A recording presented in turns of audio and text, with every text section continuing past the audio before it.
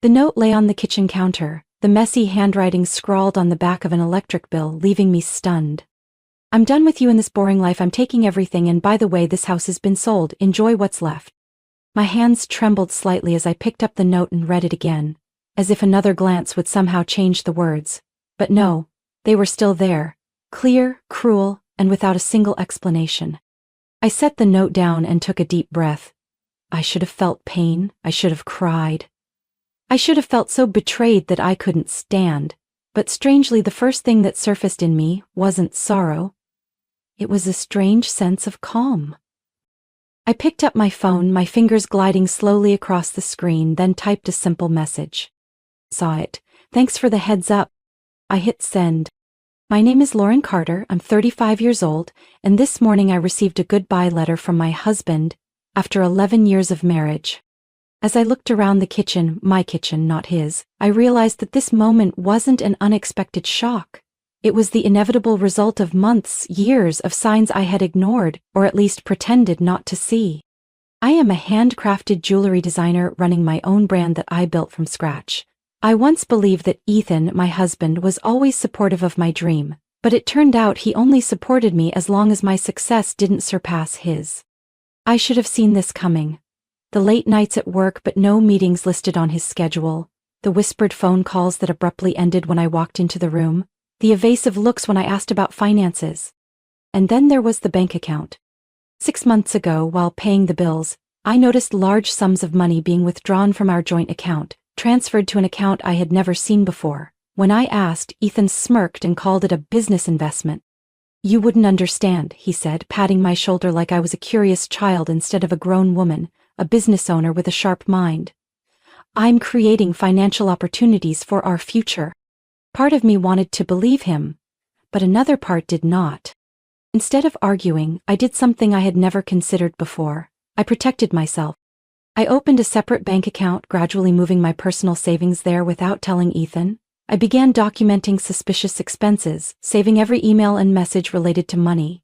And most importantly, I reached out to Grace, my best friend from college, now a highly respected divorce attorney. When I told her everything, Grace simply looked at me for a long moment. "Lauren, you're smart, strong, and deserve so much better than this. From now on, you need to think like a strategist. Stop playing checkers when you should be playing chess." I nodded. The turning point came 3 months ago when I decided to refinance the house. Ethan was too busy with his investments to notice that I had put the house entirely in my name. He always assumed I was too naive to understand finances, but in reality, I had been preparing for this moment much longer than he realized. Now, standing in my brightly lit kitchen, I didn't feel like a woman who had been abandoned. I didn't feel like a failed wife. I only felt that the game had finally reached its final move, and I was the one holding all the pieces. I picked up the note again, this time with steady hands. Ethan thought this letter would break me. He had no idea that he was the one who had lost everything. I smoothed my hair, adjusted my blouse, and walked over to my desk. "All right, Ethan," I murmured, opening my laptop. "You want to play? Let's play." I opened my laptop, scrolled through my inbox, and immediately spotted an email with a bold subject line. "Urgent request. House sale documents." My heartbeat slowed. Not out of fear, but out of confirmation that Ethan was doing exactly what I suspected. The sender was Andrew Miller, the real estate agent Ethan and I had worked with when buying this house. I clicked on the email, scanning the message quickly. "Lauren, Ethan has contacted me about selling the house. However, when I checked the paperwork, I noticed that the house is solely in your name after the recent refinancing.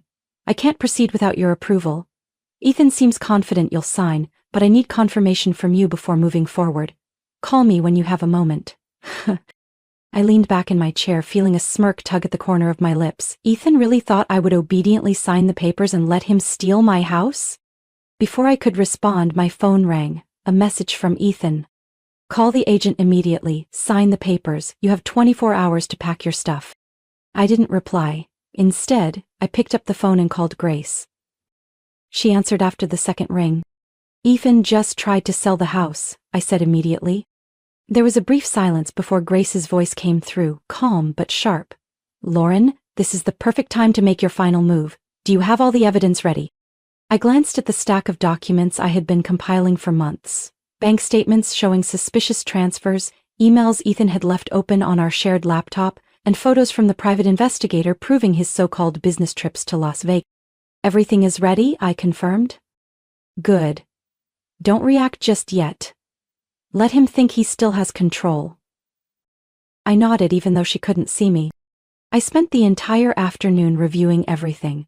Every paper, every piece of evidence, was a puzzle piece in the picture of betrayal Ethan had tried to hide. I remembered the last Christmas gift he gave me, a silver bracelet that I instantly recognized as a cheap knockoff. When I confronted him, he snapped, accusing me of being too demanding and ungrateful. But the truth was, Ethan wasn't broke, he just wasn't spending money on me. That night I received a call from Andrew. Lauren, I just spoke with Ethan. He seems to think you won't have any issue with selling the house. I chuckled. Oh, really? Would you like me to let him know you're not agreeing to this? I looked out the window, watching as darkness slowly settled over the quiet street in front of my house.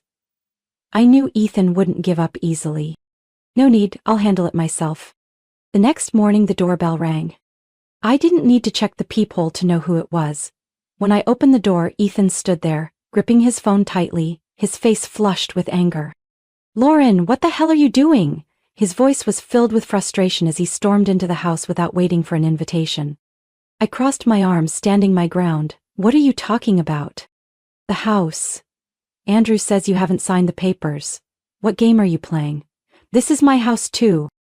I shrugged, walking slowly to my desk, picking up a thick folder and placing it in front of him. No, Ethan, this is my house. He froze, his expression shifting as he stared at the documents. I flipped to the next page. This is the refinancing paperwork. You were too busy with your investments to notice that you signed away your ownership rights when I refinanced 3 months ago. Ethan stood stiffly in the middle of the living room. The cold blue eyes I once loved now reflected only sheer panic. Lauren, you can't do this to me. We can talk, we can work this out without going to court. His voice was hoarse, half pleading, half furious. I crossed my arms, my gaze unwavering. Ethan, how else do you suggest resolving this when you were the one who dug this hole for yourself? Grace stood beside me, maintaining her professional demeanor, though her eyes gleamed with quiet authority. Ethan, I advise you to read these documents carefully. We have already filed with the court to freeze all joint accounts until the unauthorized withdrawals are fully investigated. Ethan's face turned pale. I walked to my desk, opened my laptop, and turned the screen toward him. And here's a list of all the withdrawals you made over the past 6 months, along with proof that none of this money was tied to any legitimate investments. Ethan swallowed hard, his eyes darting across the numbers. How long have you been tracking me? He demanded. Long enough to know there's no way for you to get out of this, I stated firmly. I saw real fear flicker in his eyes. He wasn't just losing the house. He was facing potential legal consequences for misusing our shared finances. He had never considered that possibility when he wrote that note and tried to disappear with everything. Grace adjusted the files in her hands. We've already spoken with a judge about this matter. If you don't cooperate, we'll push for a deeper investigation into these transactions that could have serious consequences for your financial and professional future. I saw Ethan's hands tremble slightly. He was no longer the smug, overconfident man he had once been. He was standing at the edge of the downfall he had created for himself. Lauren, you don't have to go this far, we can settle this peacefully. I laughed, but there was no humor in it. Like the way you tried to sell the house behind my back? Like the way you drained our accounts and planned to disappear? Ethan, you had the chance to handle this amicably, but you chose to betray me instead. Ethan stared at me, silent. He knew I was right. After a long pause, he exhaled shakily, setting the folder down. I need time to think. Take as much time as you want, I said evenly, but the accounts are frozen, the divorce papers are filed, and the court will have its answer soon enough. Ethan had no choice but to leave, his shoulders slumped in defeat. I stood still, watching him go, with no intention of stopping him. When the door clicked shut, a strange sense of relief washed over me. No more lies, no more deceit. The game was over. A few weeks later, news about Ethan's financial troubles began to spread. The company he once took pride in was now facing serious issues due to the personal debts he had tried to hide. Those so-called business investments had actually been failed gambles, and now he had to face the consequences. I heard that he had to move out of the luxury apartment he had rented after leaving here. Now he was living in a much smaller place in the suburbs, trying to rebuild his life from the wreckage he had created. And me? I was no longer the woman I used to be.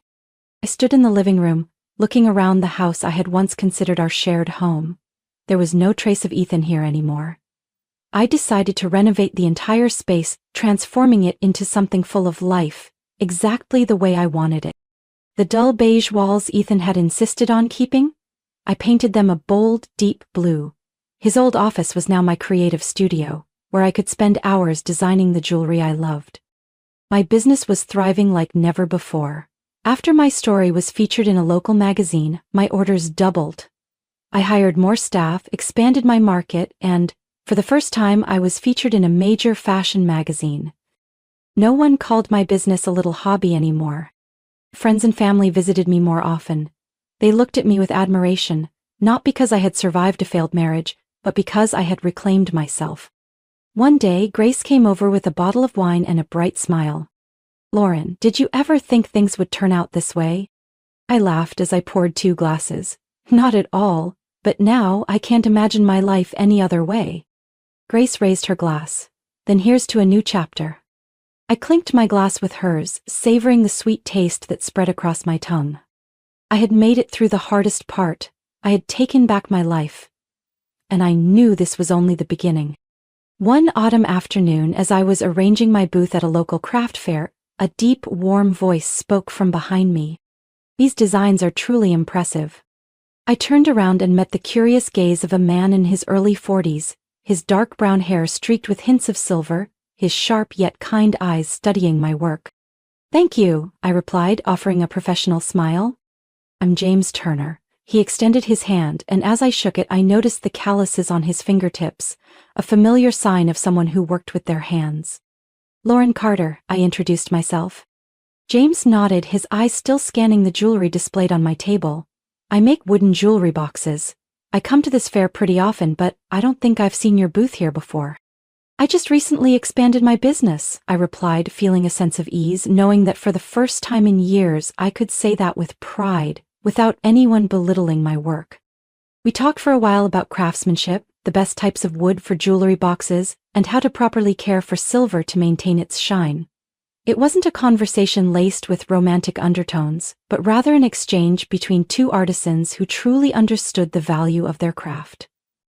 For the first time in years, I met a man who didn't try to tell me what I should do, who didn't pity me or dismiss my work. James didn't ask if I was married, didn't look at me with curiosity about my personal life. He was simply interested in what I did, and that made me feel more comfortable than anything else. As the fair wrapped up, James gave me a nod before heading off. "Wishing you continued success. Hopefully next time I'll see your booth in an even bigger spot."